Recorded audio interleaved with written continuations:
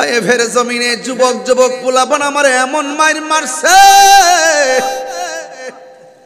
এমন মার আমার পৃথিবীর কেউ মারে নাই। আমার নবী বলছে, হ্যাঁ তায়েফের যুবকরা, আমি একটু শান্তির জন্য মক্কা থেকে শান্তির জন্য আমি তায়েফের জমিনের মধ্যে এসেছি, আমার এমনি মাইরো না।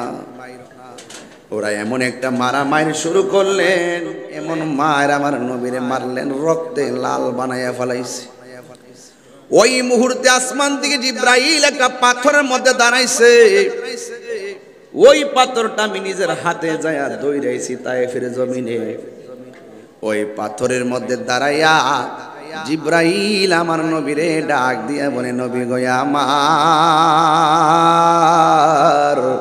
ও মায়ার নবী, দয়ার নবী, আপনারে এমন ভাবে মারতেছে আমি জিব্রাইলের সহ্য হয় না, একটাবার শুধু অনুমতি দেন, আমি তায়েফের পাথর দিয়া এদেরকে ধ্বংস করে ফেলবো। আমার নবী ডাক দিয়া কয়, জিব্রাইল, তুমি যদি এদেরকে তায়েফের পাথর দিয়ে ধ্বংস করে দাও, আমি কালিমার দাওয়াত আমি কার কাছে দিব? এমন ভাবে মারছে, নবী একটা পাথরের মধ্যে ধাক্কা দিয়া বসছে। হায়রে, যেই নবীর বদন মুবারকে মশা মাছি বসে নাই,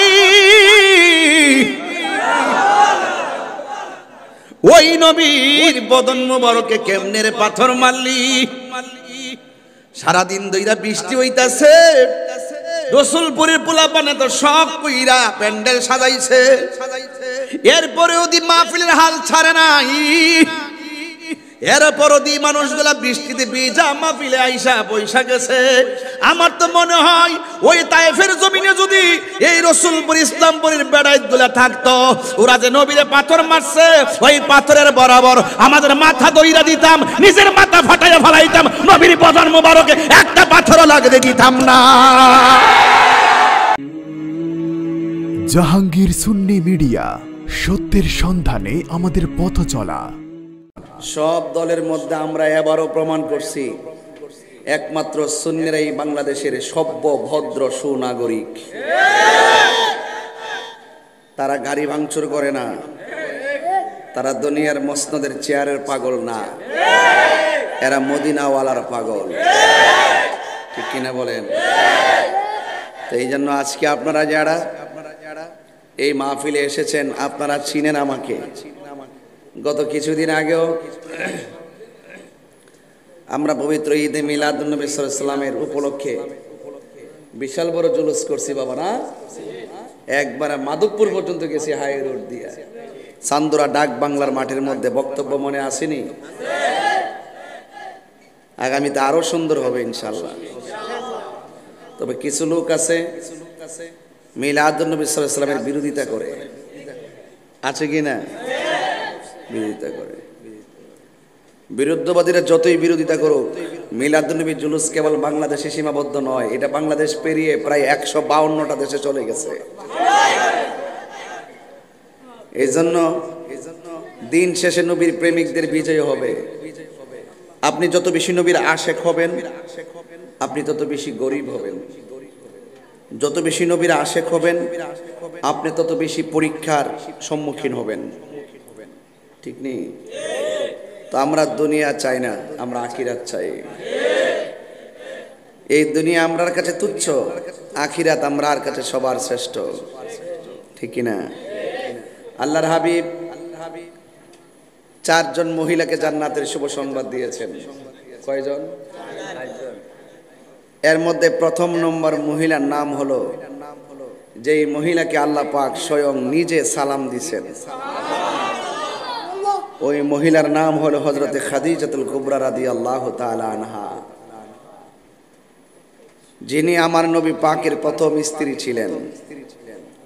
তিনি যতদিন পর্যন্ত বেঁচে ছিলেন ততদিন পর্যন্ত আমার নবী দ্বিতীয় বিবাহ করে নাই। তাইলে আল্লাহর হাবিব 4টা মহিলাকে জান্নাতের শুভ সংবাদ দিয়েছেন। এর মধ্যে একজন হলো খাদিজাতুল কুবরা। আর 2 নম্বর মহিলা হলো হযরতে খাতুনে জান্নাত মা ফাতেমা। 3 নম্বর হলো হযরতে মরিয়ম। 4 নম্বর হলো হযরতে হাজেরা। বলে না সুবহানাল্লাহ। এই পৃথিবীর মধ্যে সর্বপ্রথম জান্নাতের মধ্যে কে প্রবেশ করবে?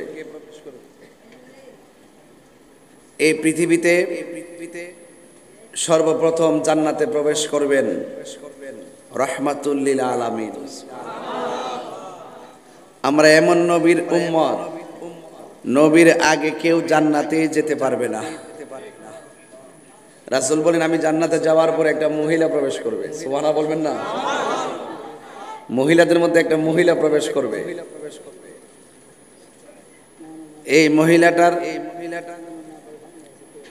এমন একটা মহিলা, যে মহিলাকে একটা বিধর্মী বিয়ের প্রস্তাব করেছিল। তোর মহিলাটা বলছিল, আপনি যদি আমাকে বিবাহ করতে চান, আপনি তো আমাকে মোহরানা দিতে হবে। হ্যাঁ আমি দিব মোহরানা, কিন্তু বলা হয়েছে মোহরানা কি দিবেন, ক টাকা দিব? তখন মহিলাটা বললেন যে আপনি যদি শুধুমাত্র ইসলাম ধর্মটা গ্রহণ করেন সেটাই আমার মোহরানা হয়ে যাবে। তো মহিলাটা কি দামি না কম দামি? এমন মহিলা হইতেইব, ঠিক আছে? এমন মহিলা হইতেইব। সব ভালোবাসা কেবলমাত্র নবীর জন্য। বলেন না সুবহানাল্লাহ কোন না কেন? জায়গা এইদিকে আমি যাব না, অনেক লম্বা স্টোরি। তো আমি বলছিলাম 4 জন মহিলাকে আল্লাহ পাক এর হাবিব জান্নাতের সার্টিফিকেট দিয়েছেন মহিলাদের মধ্যে। আবার সাহাবায়ে কেরামদের মধ্যে আল্লাহর হাবিব 10 জন সাহাবীকে জান্নাতের টিকিট দিয়েছেন। আশারে মুবাশশারা সাহাবাদের মধ্যে। তো মহিলাদের মধ্যে যেই মহিলাটা প্রথম জান্নাতের শুভ সংবাদ পেয়েছে মা খাদিজা। খাদিজাতুল কুবরা বলেন, রাসূল যখন জাবালে নূর থেকে আমার কাছে আসলেন, দেখলাম নবীজির এই কপাল মোবারক ঘামতেছে। আমি দেখলাম নবীর কপাল মোবারকের ঘামের ফোঁটাগুলা মণি মুক্তার মতন ঝলঝল করতেছে। আল্লাহর হাবিব বললেন, ইয়া খাদিজা জাম্মিলুনি, আমাকে কম্বল দ্বারা জড়ায়া ধরো। তো আল্লাহর হাবিবের প্রথম স্ত্রী খাদিজাতুল কুবরা, তিনি শুধুমাত্র একজন নারী ছিলেন না, তৎকালীন আমলে একজন ধনাঢ্য নারী ছিলেন। এবং আল্লাহর হাবিব সাল্লাল্লাহু আলাইহি সাল্লামের যত কষ্ট দুঃখ ছিল, সকল কষ্ট দুঃখ দূর হয়ে যেত খাদিজার কথা শুনে। এই জন্য খাদিজাতুল কুবরা শুধুমাত্র একটা স্ত্রী ছিলেন না, তিনি ছিলেন আল্লাহর হাবিবের একটি প্রশান্তির নাম। জোরে কন্যা সুবহানাল্লাহ। সেই খাদিজাতুল কুবরার ঘরের মধ্যে মহিয়সী নারীর জন্ম, যার নাম হলো হযরতে মা ফাতেমা। যেই মা ফাতেমার বিয়েটা আসমানের মধ্যে আমার আল্লাহ পড়াইছে। কে পড়াইছে? কার সাথে? মৌলা আলীর সঙ্গে। কথাটা মনে রাখবেন, একটা লাইন মনে রাখবেন, ওয়াজের লাইন মনে রাখবেন, তাইলে ওয়াজটা বুঝবেন। ডাক দিয়ে বলছেন, হে জিবরাইল, আমার বন্ধু নবীর কাছে যাও। জিবরাইল সাল্লাম নবীর কাছে আসলেন। আয়েশা বললেন, ইয়া রাসূলুল্লাহ, আল্লাহ পাক আপনাকে সালাম দিয়েছে। ওই আমার ভাই তানবীর ভাই কইছিল, কিছু কিছু লোক আছে নবীরে সালাম দিলে মাজা ব্যথা হয়ে যায়। এরা রোগের কোনো অভাব নাই। আর আমরা যারা 103 বছর লই ওপরে দাঁড়ায় গেছে, সুমালা গোনারে, এটা কি গায়ের জোর না ইমানের জোর? হ্যাঁ, এদের মন থাকে রসুল, এদের শরীরটা থাকে রসুলপুর, মনটা থাকে মদিনায়।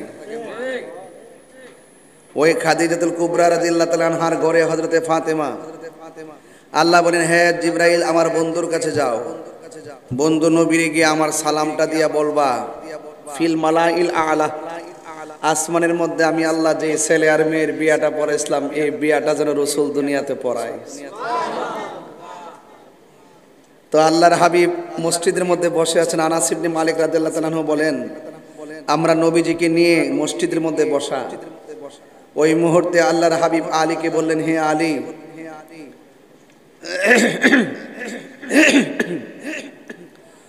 যখন আল্লাহর হাবিবের কাছে জিবরাইল এসে বললেন যে আল্লাহ বলছেন দুনিয়াতে মৌলা আলী আর ফাতেমার বিয়েটা পড়ানোর জন্য, আল্লাহর হাবিব সাল্লাল্লাহু আলাইহি সাল্লাম মৌলা আলী রাদিয়াল্লাহু তাআলাকে প্রস্তাব করলেন এবং বললেন যে আল্লাহ তো আসমানের মধ্যে তোমাদের দুইজনের বিয়ের পাকাপাকি পড়াইছেন, আল্লাহ অর্ডার করছেন তোমাদের বিয়েটা দুনিয়ার মধ্যে আমি পড়ানোর জন্য। ডাক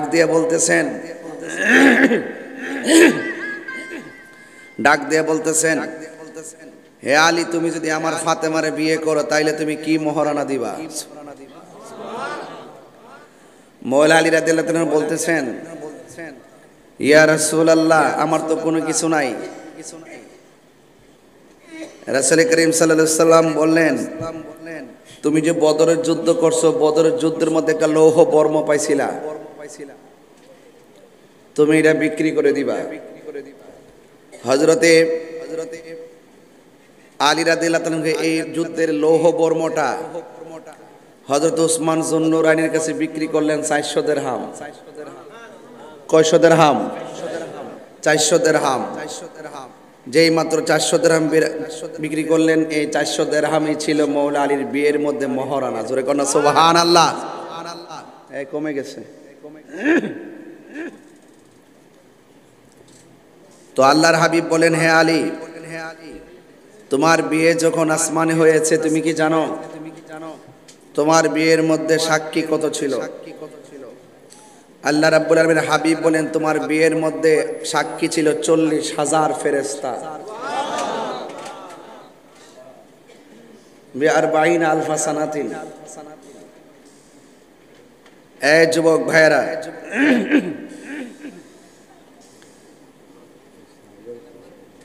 40,000 ফেরেশতা সাক্ষী ছিল। তখন ওই বিয়ের মধ্যে আল্লাহ পাক তুবা নামক গাছের মধ্যে অর্ডার করলেন, হে তুবা, প্রত্যেকটা পাতায় পাতায় ইয়াকুত পাথরের ঝলকানি দাও। ইয়াকুত পাথর অনেক দামি, আর ইয়াকুত পাথরের মধ্যে যখন ঝলকানি দিছে তখন এমন ভাবে লাইট জ্বলতেছে মা ফাতেমার বিয়ে উপলক্ষে। এরপরে আল্লাহ বলছেন, হে পাতা, তোমার মধ্যে একটা ঝাঁকুনি দাও। যেই মাত্র ঝাঁকুনি দিছে, সাথে সাথে ওই পাথরগুলো ওই নিচে পড়েছে।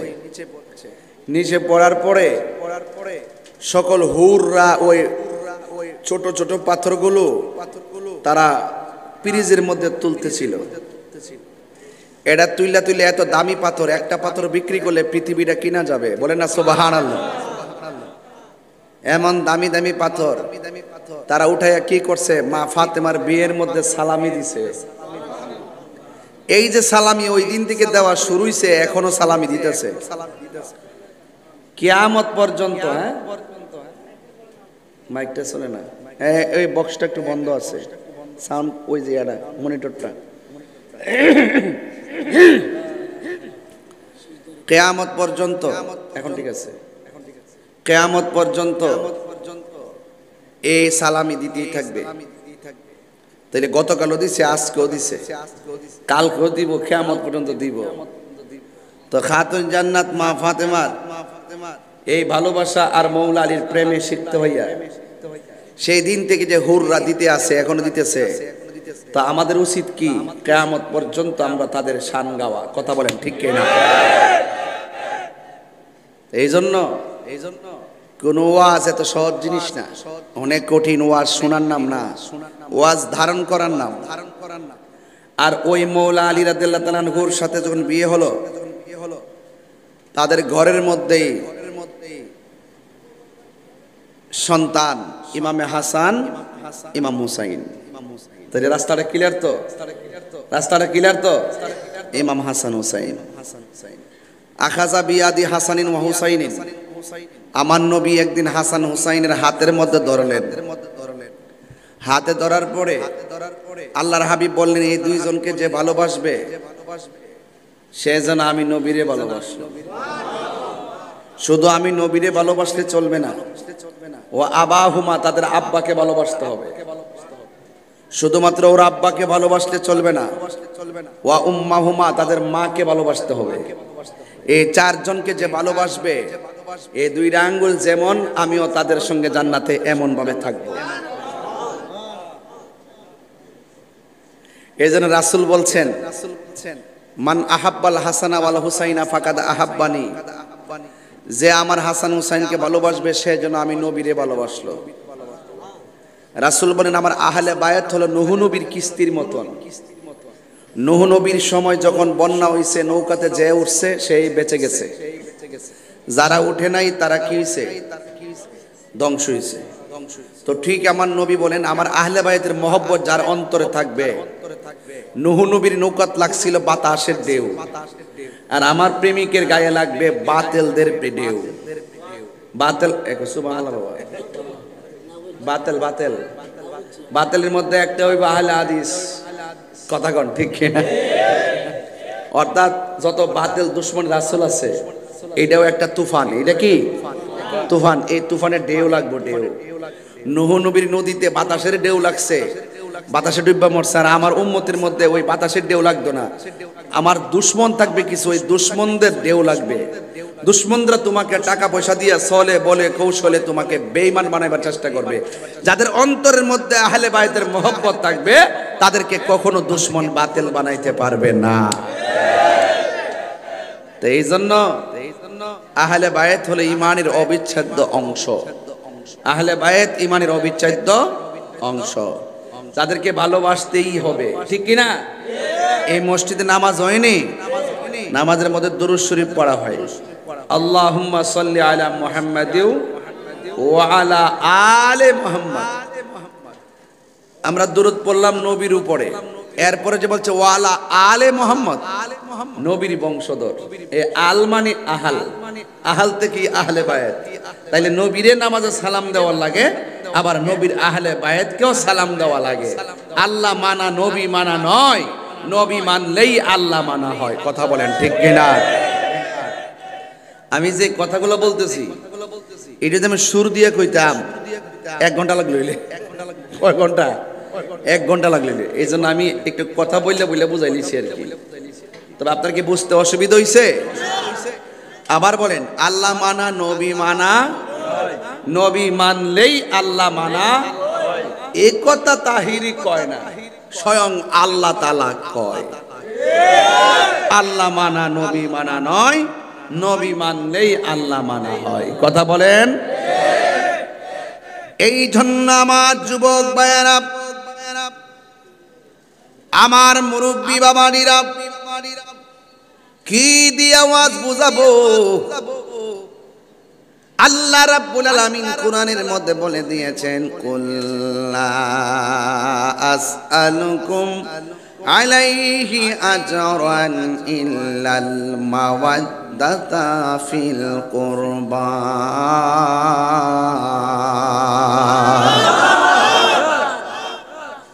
আল্লাহ রাব্বুল আলামিন বলেন,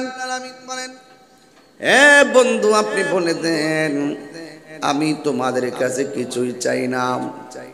আমার পাথর দিয়া মারতে মারতে রক্তে লাল করে ফেলাইছে। তায়েফের জমিনে যুবক যুবক পোলাপান আমার এমন মার মারছে, এমন মার আমার পৃথিবীর কেউ মারে নাই। আমার নবী বলছে, হ্যাঁ তায়েফের যুবকরা, আমি একটু শান্তির জন্য মক্কা থেকে শান্তির জন্য আমি তায়েফের জমিনের মধ্যে এসেছি, আমার এমনি মাইর না। ওরা এমন একটা মারামারি শুরু করলেন, এ যুবকের দল, এমন মায়ের আমার নবীরে মারলেন, রক্তে লাল বানাইয়া ফেলাইছে। ওই মুহূর্তে আসমান থেকে জিব্রাইল একটা পাথরের মধ্যে দাঁড়াইছে। ওই পাথরটা আমি নিজের হাতে যায়া দৌড়াইছি তায়েফের জমিনে। ওই পাথরের মধ্যে দাঁড়াইয়া জিব্রাইল আমার নবীরে ডাক দিয়া বলে, নবী গো আমার, ও মায়ার নবী, দয়ার নবী, আপনার এমন ভাবে মারতেছে আমি জিব্রাইলের সহ্য হয় না। একটাবার শুধু অনুমতি দেন, আমি তায়েফের পাথর দিয়া এদেরকে ধ্বংস করে ফেলবো। আমার নবী ডাক দিয়া কয়, জিব্রাইল তুমি যদি এদেরকে তায়েফের পাথর দিয়ে ধ্বংস করে দাও, আমি কালিমার দাওয়াত আমি কার কাছে দিব? জিব্রাইল মাইরো না, এরা বুঝে নাই এমন ভাবে মারছে, নবী একটা পাথরের মধ্যে ধাক্কা দিয়া বসছে।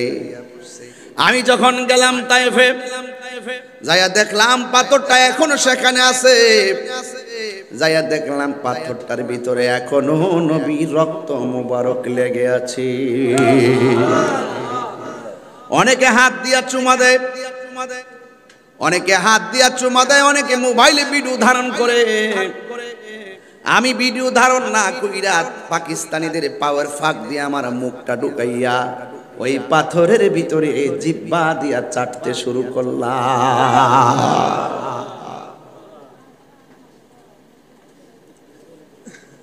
হাইরে, যেই নবীর বদন মুবারকে মশা মাছি বসে নাই, ওই নবীর বদন মুবারকে কেমনে রে পাথর মারলি?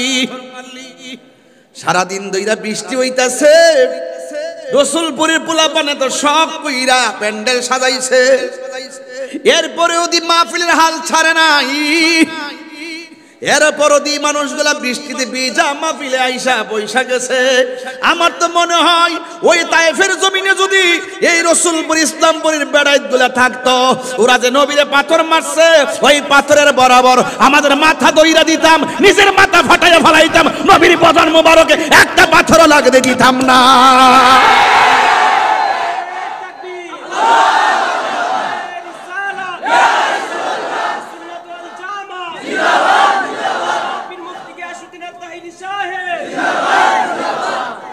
তোমায় পাবার আশায় মন ছোটে যায় মদিনায়, তোমায় পাবার মন ছোটে যাই মদিনায়। রসুলপুর পাগলদের সুর যদি শুনে থাকো, একেবার দিদার দাও না। হে রাসূল তোমায় ভালো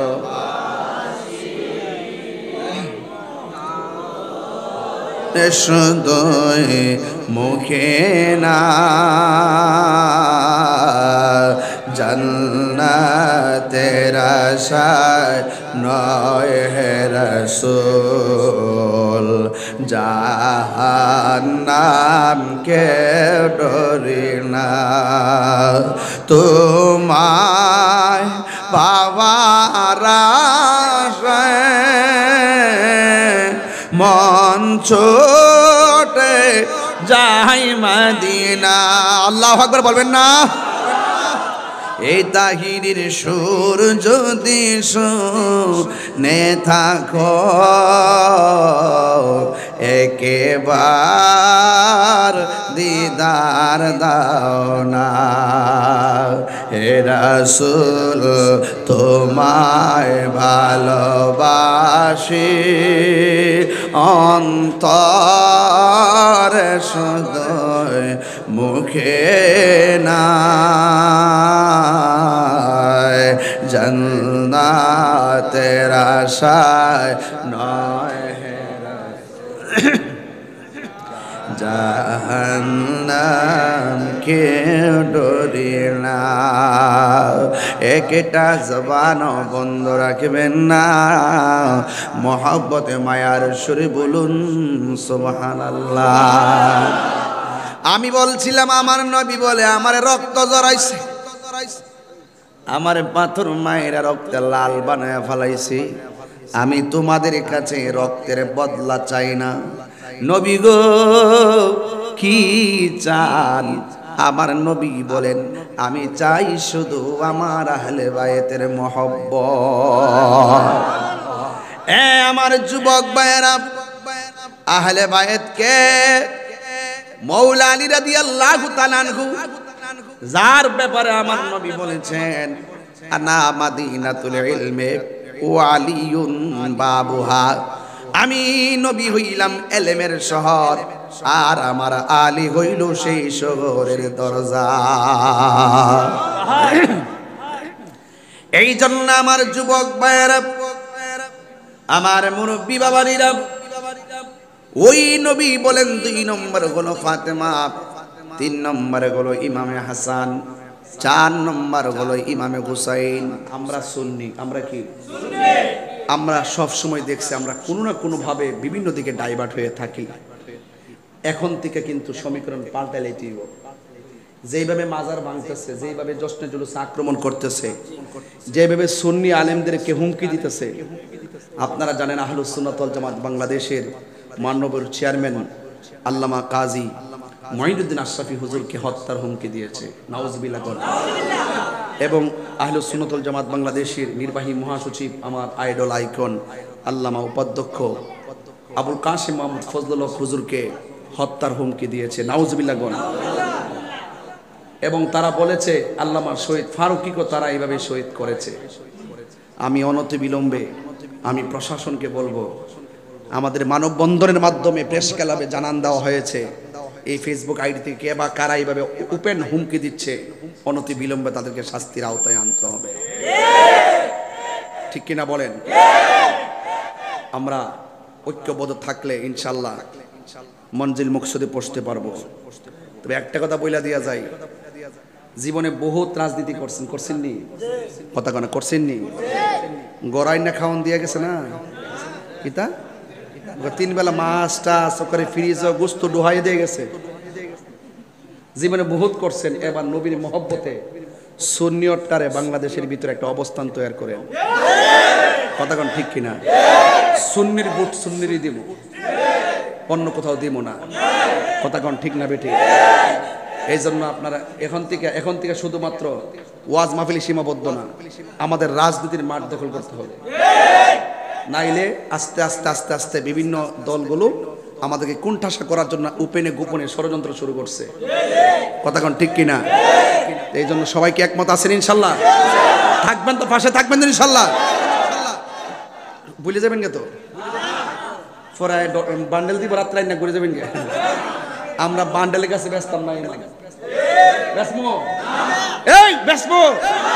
এখন থেকে ঐক্যবদ্ধ থাকবেন, সুন্নির পিছে থাকবেন। কথা কি রাইট? কথা কি রাইট? এবার সংখ্যা ইনশাল্লাহ, হ্যাঁ বান্ডেল থাকতো না, ওই চা খায় যা করবেন তা থাকতো না। এই জন্য আমি অনুরোধ করব, আর বিগত দিনে যারা রাজনীতি করছেন, এমপি মন্ত্রী যারা হয়েছেন, আপনাদের বয়স হয়েছে, আপনারা আল্লাহর রাস্তায় এবারে আসতে যান। অপরে যেই দল হোক রাজনীতির, সব দল রেখে যাচ্ছি, যেটি আগের আছেন সব কমু, যে আল্লাহর রাস্তায় বহুত রাজনীতি করছেন, বয়স হয়েছে, এবার গিয়া গড়ে বই অজিবা পড়েন, সুবহানাল্লাহ সুবহানাল্লাহ, বহুত মালটাল খামাইছেন, এবার যায় গড়ে বইন আল্লাহর রাস্তায়। বাংলাদেশটা এখন তরুণদের হাতে ছাইরা দেয়। কথা বলেন ঠিক না বেঠে? এবার যে কোনো রাজনীতি থেকে তরুণ আসতে পারে কি পারে না? এবার যে কোনো রাজনীতি হোক, ওই রাজনীতির ভিতরে যেন অন্তত পক্ষে যেন একটু শক্তিশালী, সুঠাম দেহের অধিকারী এবং স্বচ্ছ এবং ক্লিন ইমেজের মানুষ এবং জনবান্ধব মানুষ এবং জনগণ বান্ধব মানুষ, এমন মানুষগুলির আমরা সমাজের মধ্যে দরকার, যাদের নেতৃত্ব দীর্ঘস্থায়ী হবে। কথা বলেন ঠিক কিনা? আমি কি বোঝাতে পেরেছি? আমি কি বোঝাতে পেরেছি? তো এখানের মধ্যে সুন্নি জামাতের পক্ষে কলা গাছ হইতে পারে, ভোট দিবেননি? কলা গাছ হলো কলা গাছ হই কি রাজি হই? রাজি হই ইনশাল্লাহ। কোন ওই যে কয়েকটা মুখ বন্ধ রয়েছে, ওই যে মাল খাইবার লাগে পড়েছে বাবা রে, গড়াই না খাওয়ান দিত না। নবীর মহাব্বতে অর্থনীতি, রাজনীতি, সংস্কৃতি সর্ব অঙ্গনে নবীর আদর্শ লালন করেন, দেখবেন দুনিয়া তো ভালো থাকবেন, আখিরে তো ভালো থাকবেন। কথা বলেন ঠিক কিনা?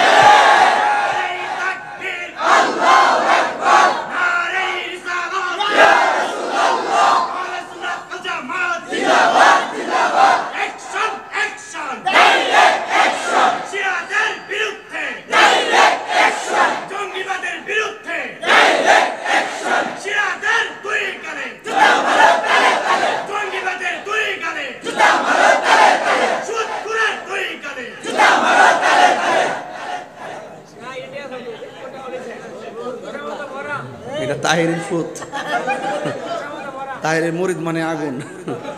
এর কইছে এর বোঝায় রাখতাম পারি না, এই জন্য দুইটা ধরে এক্সারসাইজ করছে। আস্তে আস্তে একটু আস্তে করে নাও ভাড়া ক। যারা বাজান সুদ খাইছেন আর খাইেন না, যা তো খাইছেন খাইছেন ওই।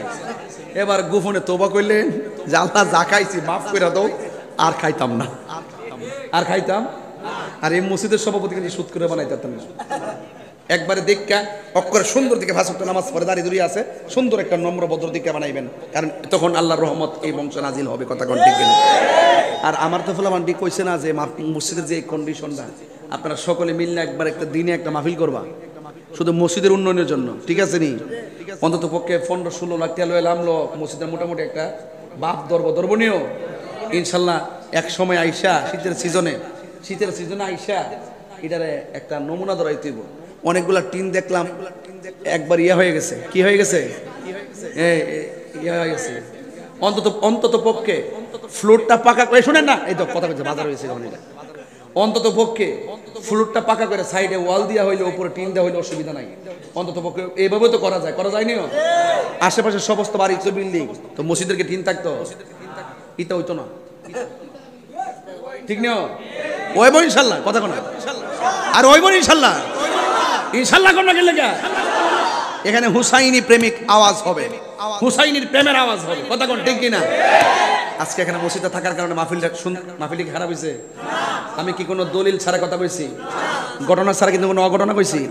তোর একটু আওয়াজ কিরা মহব্বত, একটু আল্লাহর জিকির করতেন আল্লাহর ঘরে, একটু আল্লাহর ঘরে আল্লাহর জিকির হইতো না ইনশাল্লাহ? ওইবনি এটা মহব্বতের জিকির করেন আন